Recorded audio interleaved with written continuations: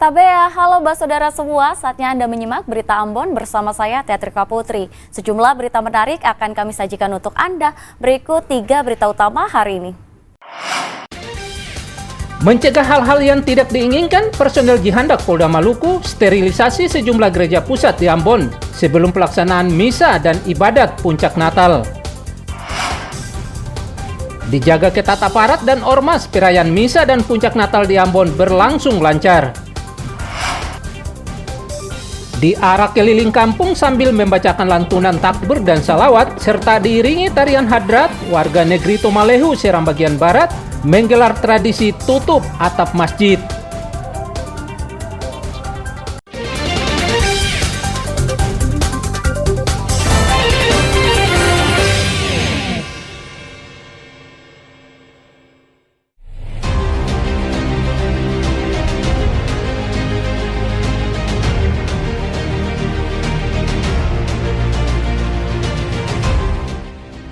Tim penjinak bom dan bahan peledak atau Jihandak Gegana Polda Maluku melakukan sterilisasi di sejumlah gereja pusat yang tersebar di kota Ambon. Sterilisasi ini untuk memberikan rasa aman kepada jemaat Kristiani yang akan melaksanakan misa dan perayaan puncak Natal 2024 pada Selasa dan Rabu.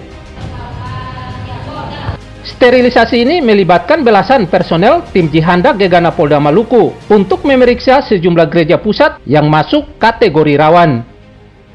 Seperti Gereja Maranatha dan Katedral di Jalan Patimura serta Gereja Silo di Jalan AM Sangaji, Kota Ambon.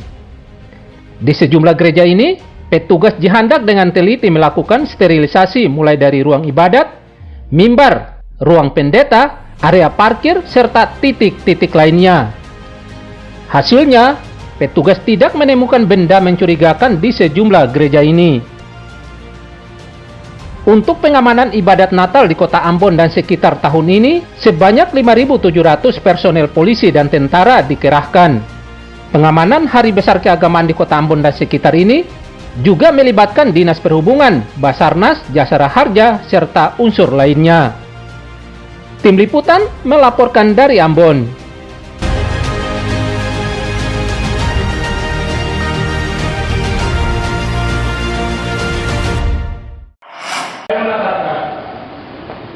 Himbauan kekristenan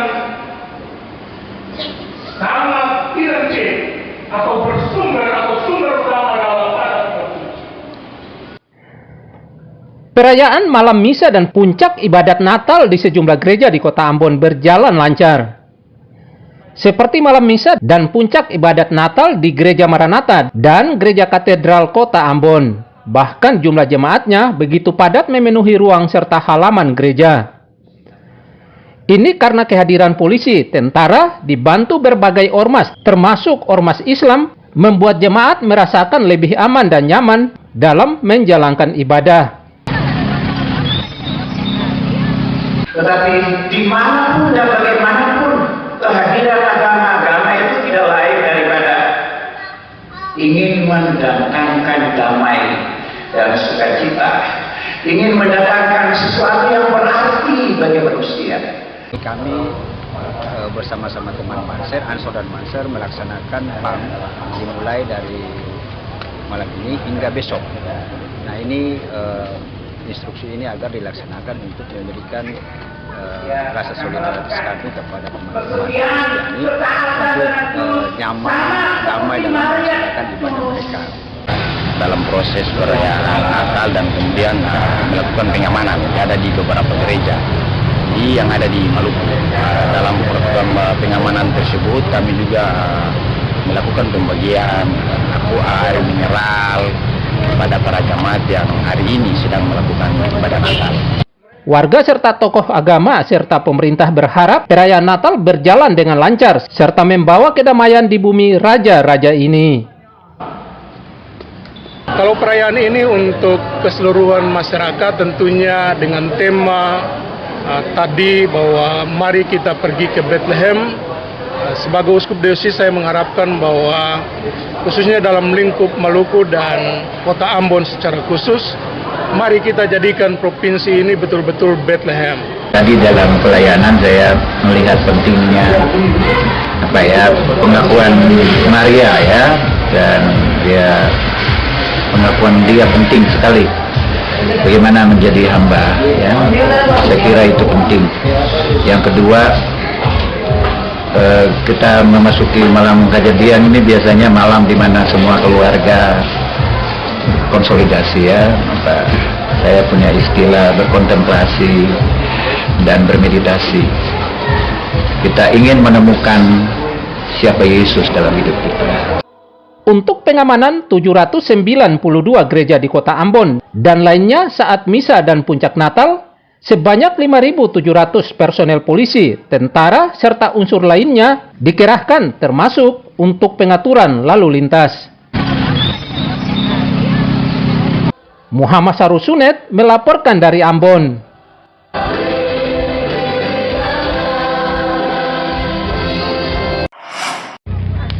Ya memang petasan ini larang tinggal.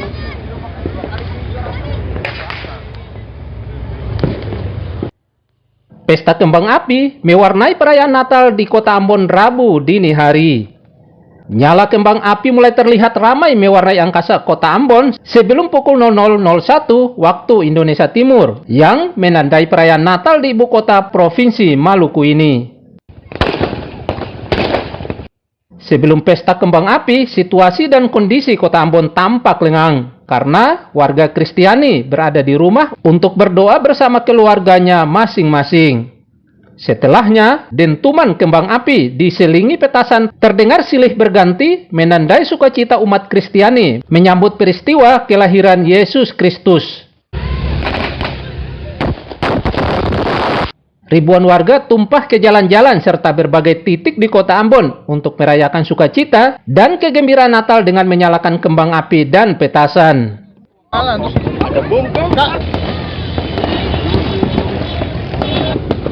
Mungkin senang, apalagi di Gereja Manuel kan pemandangannya bagus untuk melihat pesta kembang api gitu Pak. Ya banyak yang saksikan pesta kembang api gitu Pak, daripada tahun lalu lebih sedikit. Pesta kembang api dan petasan yang berlangsung lebih 1 jam ini membuat angkasa di ibu kota Provinsi Maluku ini dipenuhi asap serta cahaya kembang api. Guna mencegah hal-hal yang tidak diinginkan, pengamanan dilakukan di berbagai tempat, baik saat ibadat maupun saat persiapan perayaan Natal. Tim Liputan melaporkan dari Ambon.